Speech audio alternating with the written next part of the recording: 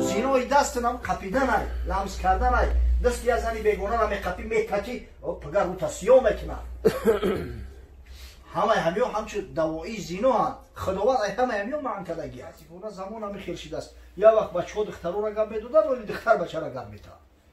الان خشا به حال جوان مرده که خچه پاکیزه و تازه نگه میداره فرد روز قیامت همنشین یوسف علیه السلام بخیزه یک بچه زن گرفته است مجبور بالای استال بلوارده هستم مقصد توی هم خیلی فوزکی کرده چکار کنیم میگه توبه کنه توبه کنه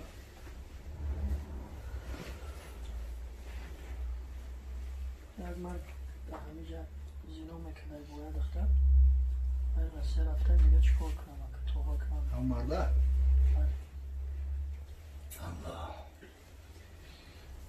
الله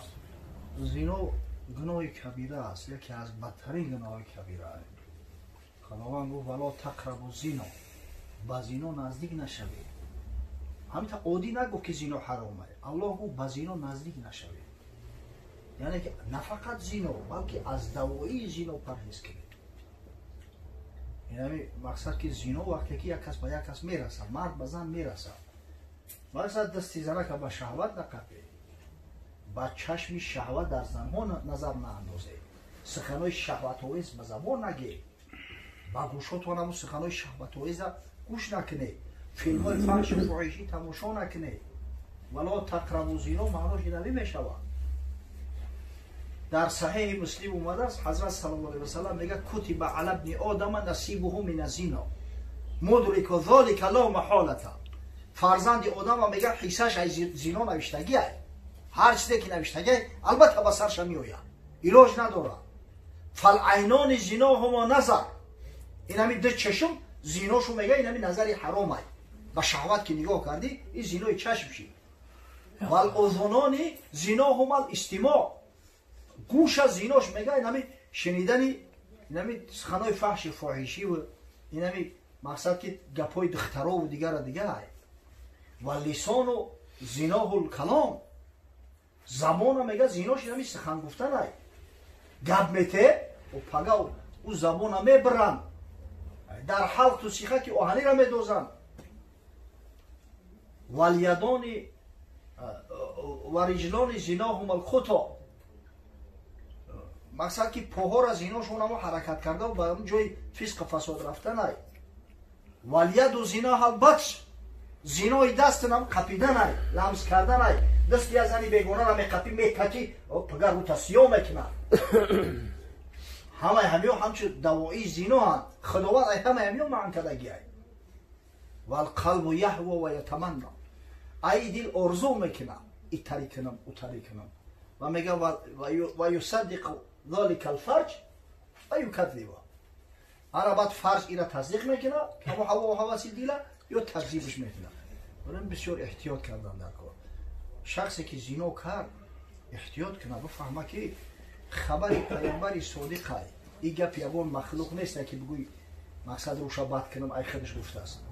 پیغمبری که و ما ینطق عن الهوا هیچ گپ از پیش خودش نگفته است حضرت میگه عف نساء الناس تعف نساء عفت زنهای مردم بداره تا عفت زنهای شما را بداره همه آدمای زیناکار همه بلا به سرشون میآید شخص زنا میکنه یا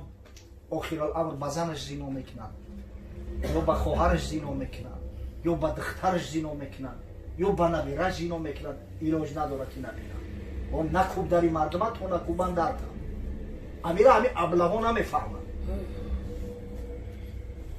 بسیار جدیه همین مسئله اما کسی که همین کار را میکنه همیشه در سرش میگیرن یک زمانهای پیش و در پرواد نبود آدمای بدولت سقاها را زکس میکردن فرض کردیم در خر او میکشه در شتر او میکشه قطیش گپ زمان میکنن مثال یک ماه میگه آبی ما را تأمین میکنی اینمی قهر روز میاری اینمی قمش بعد پولتا میتونی نمیخواد اگه او دیگه هم زکسی دویمی نداره او سقا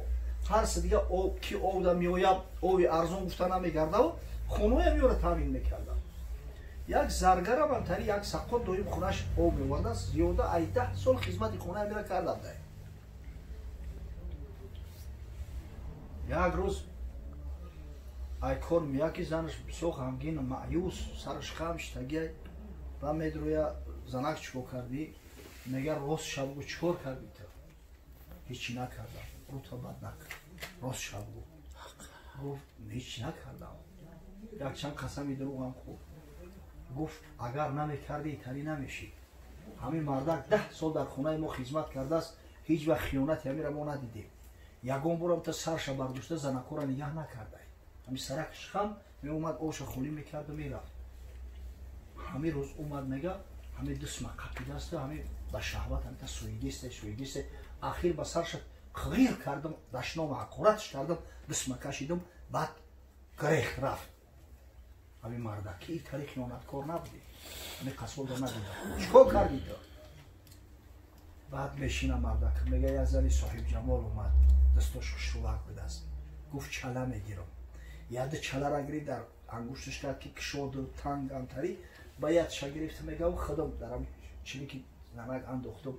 дастоша дидам ҳавасам кард мега ба мегам та дастора молидан гирифтам муназзаҳаи парвардигоре ки ихел дастакои хушрура халқ кардааст гуфта ҳамита молидам диди гуфт ношукрӣ чава ҳарчанд қати иктифо кардӣ агар мерасидӣ занта мерасида қоида ҳамиай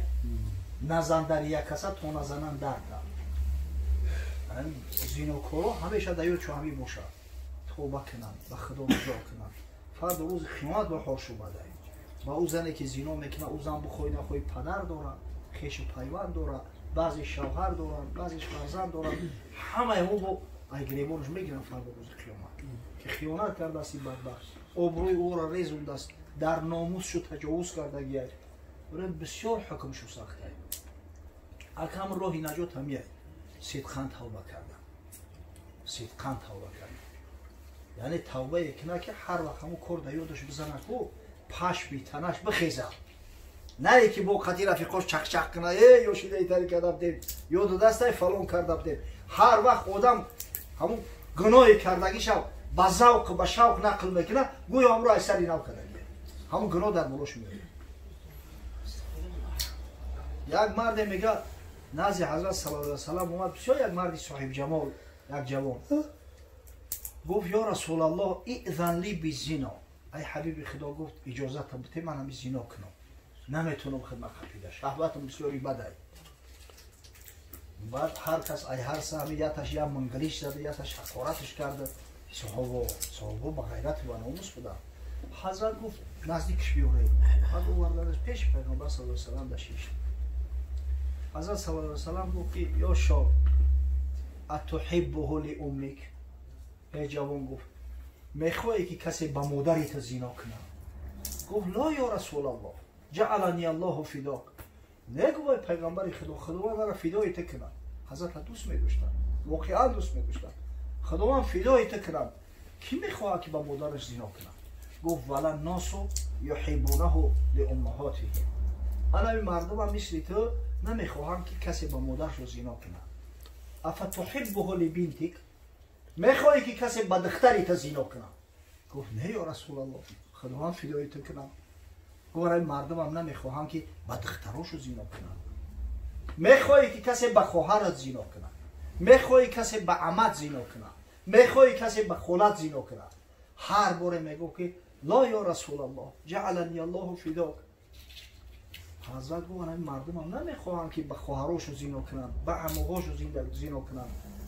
با خالوهاشو زنا کنن زنا میکنی او خیش تبار داره و پیوند داره بعد میگه حضرت صلی الله علیه و سلم همه دستی مبارک شدن بالای سری همون جوان مونده گفت اللهم اغفر ذنبه و حسن فرجه و طهر قلبه خدایا گفت گناه این بنده تو ببخش پروردگار رو دلش پاکیزه و تازه کن همین فساد و فسق خداوند فرج نگه بدار که دست به زنا و حرام نزنه و شرافت دعای حضرت صلی الله علیه و سلم میگه همون جوان از زهاد صحابه ها گشته بود همین خیلی زاهد بود همین خیلی پاک دامن بود آخه سبحان الله در این عصر و زمان دیگه این زنا و گپ دادن یا افتخار نیست افتخار ایه که جوان دختر گپ بتاو سرکش خم بکنه و بگه ای خدا بترس با خدا قسم افتخار نیایی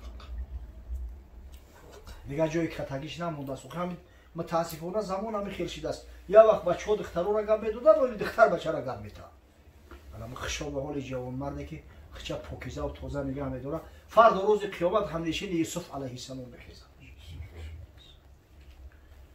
خداوند حفظت کنه. دوام یا سوالش همین سوالش